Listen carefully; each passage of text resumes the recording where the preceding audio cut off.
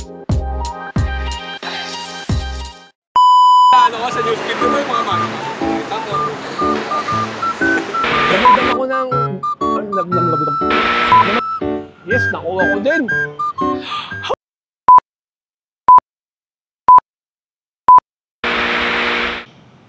Oh, maagala. Good morning.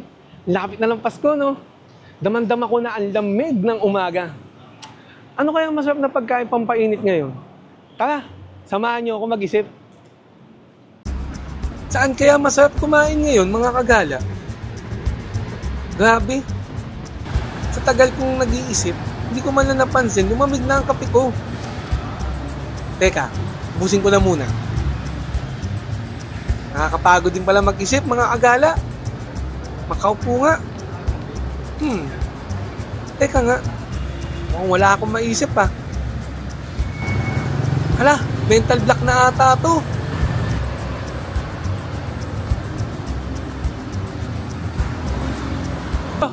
Si Kuya, ginawa ang pulubi.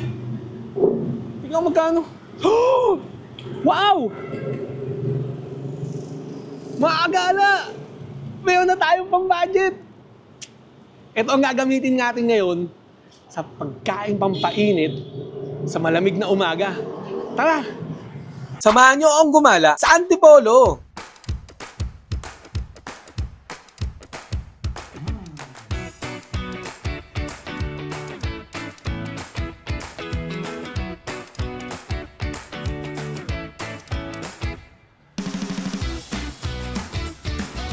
Galing sa Cubao Station ng LRT, sasakay tayo papuntang Antipolo Station sa May Masinag.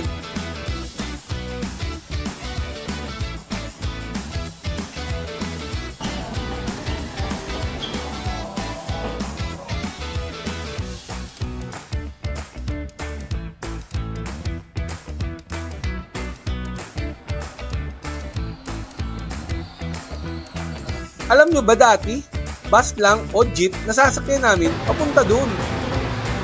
Dahil sa mga dagdag na stasyon ng LRT2, mas mabilis na ang biyahe. Grabe, tanaw ko na yung mga kabundukan ng Rizal. Malapit na tayo. Welcome back mga agala. Touchdown sa Bistro Leblanc Hotel. At ngayon titikman natin ang kanilang Champurrado Dome na nagte-trending ngayon, na nag-umapaw sa gatas at tsokolate. Kaya tara, samahan nyo ako. The wait is over. Andito na ang nagte-trending nilang Champurrado Dome ng Bistro sa Leblanc Hotel. Napaka-creamy at nag-umapaw sa chocolate. So tara, unang tikim. Titikman na natin ang kanilang trending na Champurrado Dome.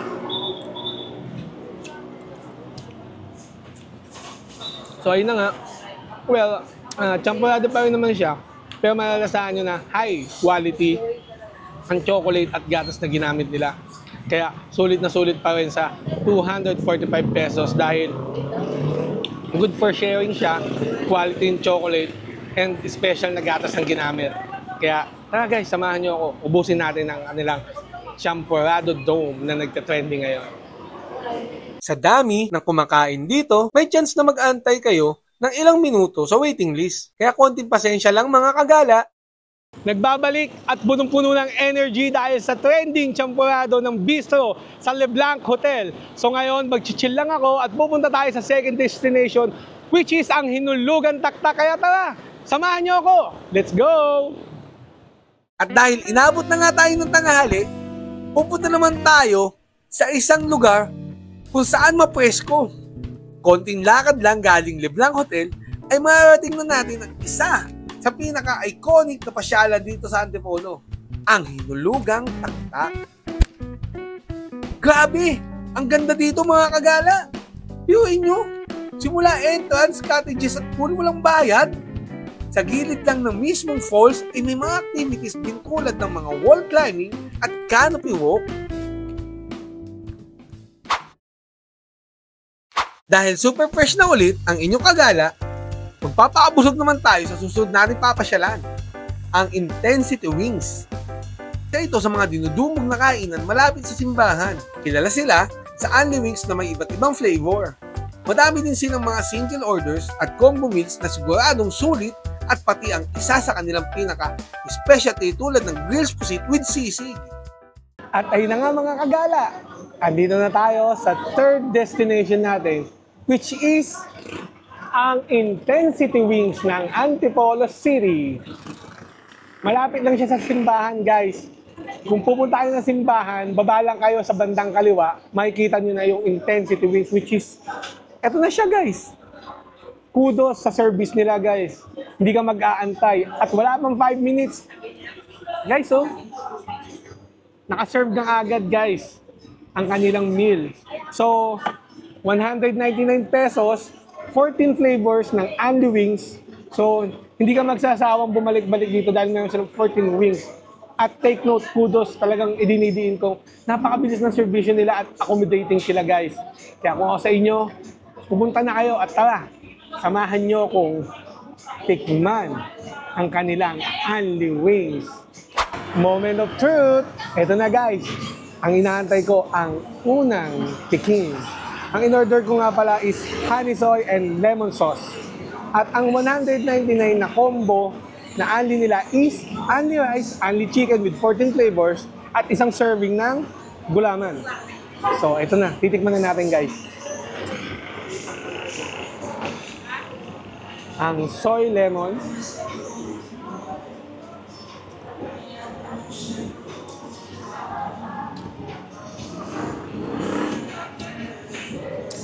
Guys, crispy yung manok. At saka hindi siya mukhang ginamitan ng gamit na mantika, guys. Ang sarap, guys, lalo na yung balat. And yung sauce niya, guys, actually hindi ko siya ma-distinguish kasi ngayon ko lang din siya natikman. So, tingnan natin kung ano yung mas masarap, kung ito bang itim o itong dilaw. So, ito yung lemon sauce nila.